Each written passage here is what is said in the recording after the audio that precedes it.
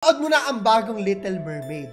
Pero alam mo ba na ang original na kwento pala nito ay sobrang dilim at sobrang sadistic? Ano yung totoong nangyari kay Ariel? Pag-uusapan natin yan.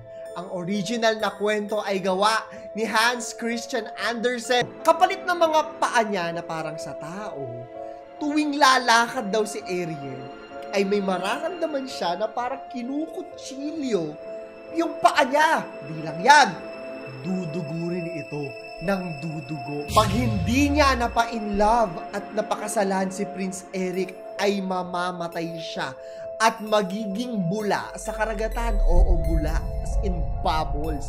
Ganun katindi yung kwento. So pagdating ni Ariel sa lupa, nakita niya agad yung prinsipe, pero ito yung nangyari. May iba na palang mahal yung prinsipe at plot twist pa. Yung ibang mahal na to ay siya rin mismo